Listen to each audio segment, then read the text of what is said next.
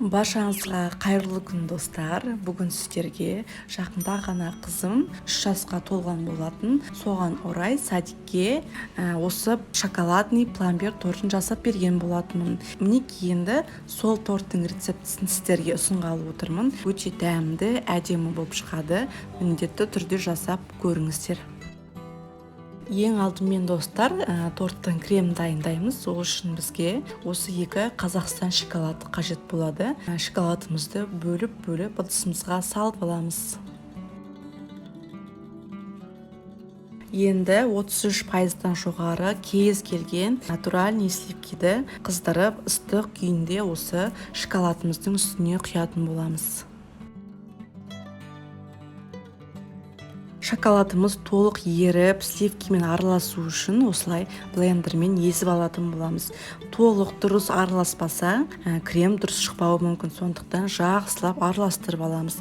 Араластырып болғаннан кейін салафанмен бетін тегістеп жауып, тоңазытқышқа 5-6 сағатқа қоямыз. Креміміз қоюлануы керек.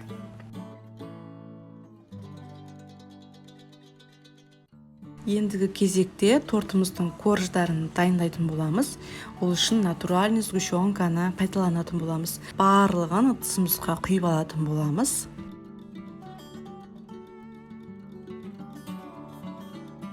Енді үстіне 2 дана жұмыртқамыз салатын боламыз.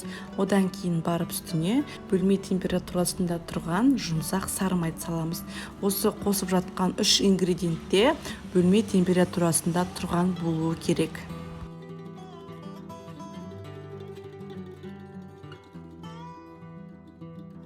Көріп тұрғандарыңыздай мендегі миксердің біреуі жоғалтып алған болатынмын. Осы бар біреуімен жасап жатырмын. Егер де сіздерде екеуі де бар болған болса, екеуімен жасай беріңіздер. Енді жақсылап миксерлеп аламыз.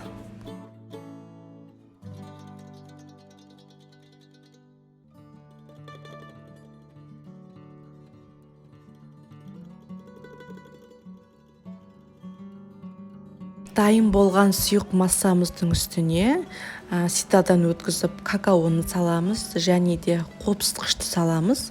Сосын барып жоғары сұрыпты ұнымызды салып, жақсылап миксерлейтін боламыз.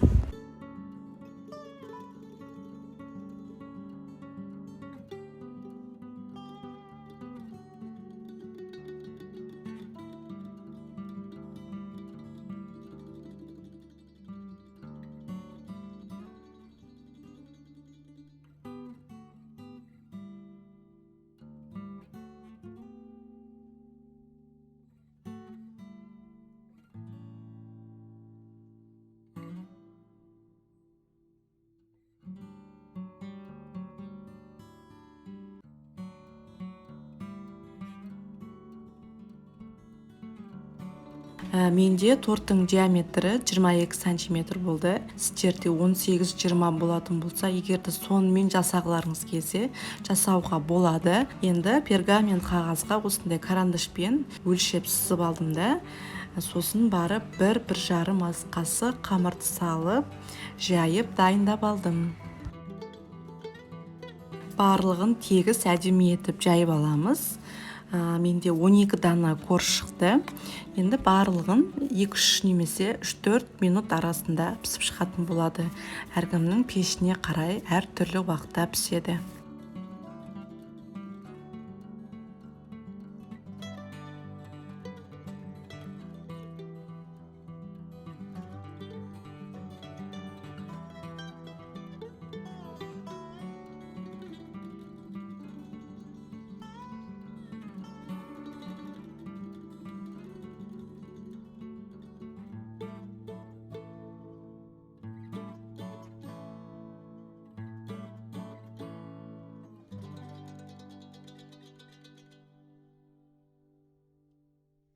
Мінекей барлығы пісіп болды. Енді мен толық суығаннан кейін барып қана қағаздан алып жатырмын.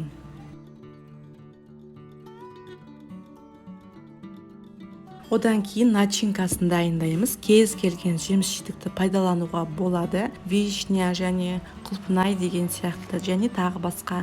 Мен малинаны қолданып жатырмын. Оттың үстіне қойғаннан кейін бірден қант салып, бір рет бұрқылдап қайнағанша қайнатып аламыз.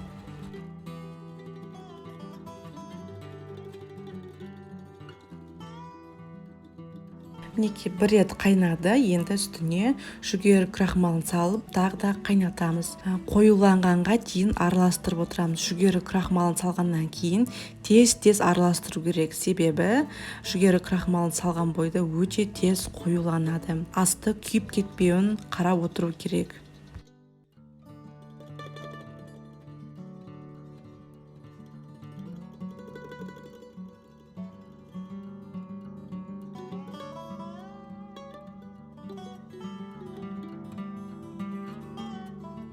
Дайын болды. Енді тез суы үшін басқа ыдысқа саламыз.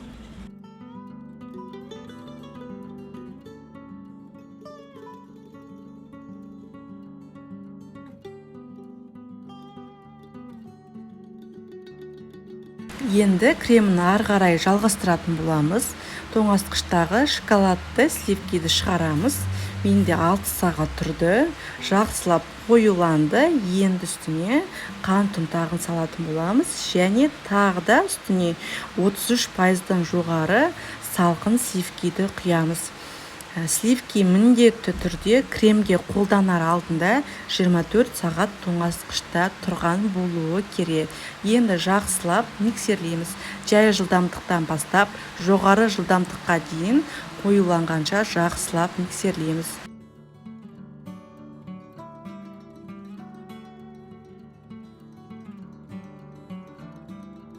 Қоюланғанша араластырамыз. Қоюланғаннан кейін араластырудың қажеті жоқ, ары қарай өйткені крем іріп кетуі мүмкін.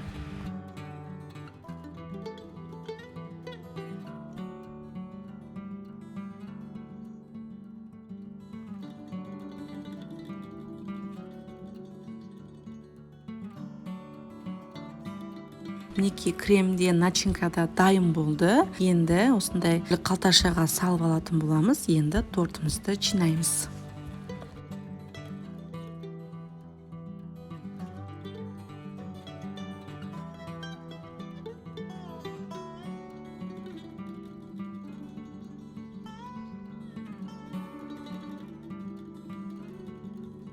Астына кішкене крем жағамыз.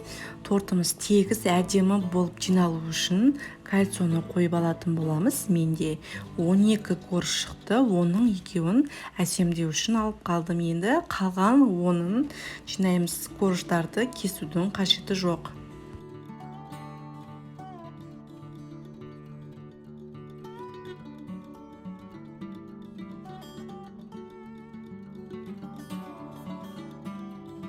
Мінекей достар, бұл жерде 4-ші коржды салып жатырмыз. Енді үстіне начинканы, малинадан жасалынған начинканы саламыз. Міне осылай ғана точка жасап қана саламыз.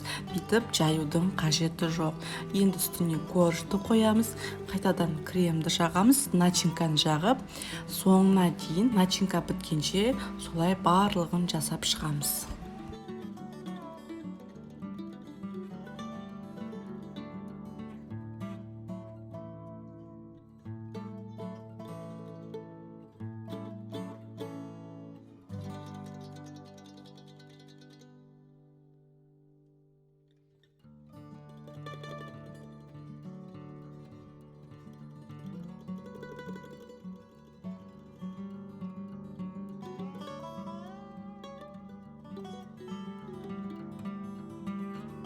Тортымызды жинап болғаннан кейін бетін целлофанмен жауып, бір түнге тоңазытқышқа қалдырамыз. Себебі крем корждарына сіңіп тұруы керек.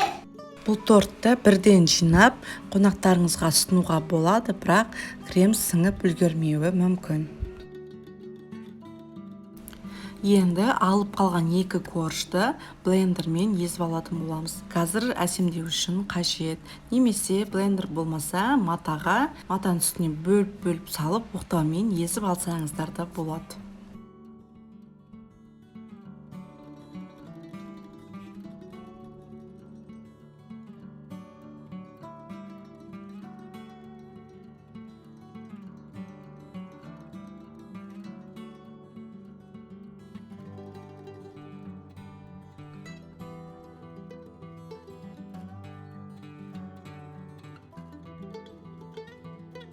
Қазір енді торттың бетіне глазур құятын боламыз. Ол үшін шоколад пен майды ертіп алатын боламыз. Мен микроволновкада ертіп алдым, немесе су моншасында ертіп алсаңыздар болады. Яғни ыстық судың үстіне құйып, судың буына ертіп аласыздар. Мінекей бір түн тұрды, енді алып әрлейтін боламыз. Торттың шетіндегі кальцияны алып, шеттерін мен үстін бір тегістеп аламыз.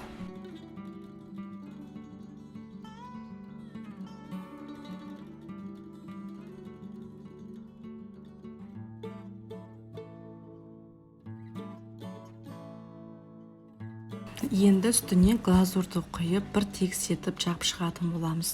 Глазурды құймас бұрын шетінде кальцияны алып алыңыздар. Содан кейін барып, глазурды үстіне құйып, тегістеп жағып алыңыздар. Жағып болғаннан кейін глазурды алдында езіп алған корждар бар ғой, майдалап.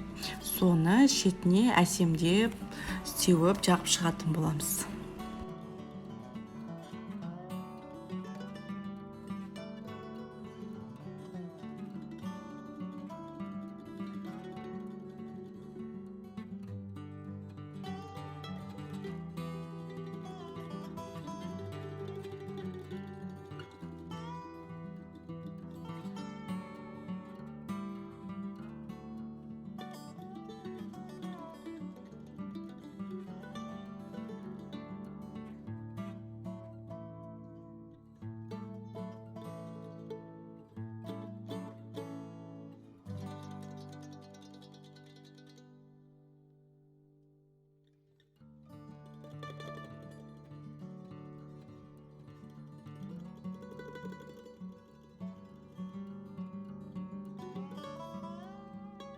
Шеттеріне барлығын сеуіп болғаннан кейін осындай құлпынайды екіге бөліп әсемдеп шықтым. Әсемдеу жағы өз еркілеріңізде. Мен негізі жәнді көріп тұр ғой, Зейнеп деп кәдімгідей әдемілеп мастикадан жасалып, осындай торттың үстіне іліп қоям деген болатын. Бірақ бұл тортқа үлкендеу болып кетті. Бұл мастикамен жазылған жазуым үлкендеу болып кеткеннен кейін мен тек қана әріптерін алып, Зейнеп деген әріптерін алып үстіне қоя салдым. Ал астындағысы сыймайтын болды. Егер де сіздердің торттарыңыз үлкендеу 4 пішті болса, осындай жасауға болады. Мінекей достар, тортымызда дайын. Бұл тортты қызымның туылған күніне, яғни садикке жасалғандықтан мен сіздерге кесіп көрсете алмаймын. Бірақ кремі өте керемет болып шықты. Міндетті түрде жасап көріңіздер. Пломбир балмұздағын жақсы көретіндер үшін таптырмас торт. Сіздермен болған Гүлайым.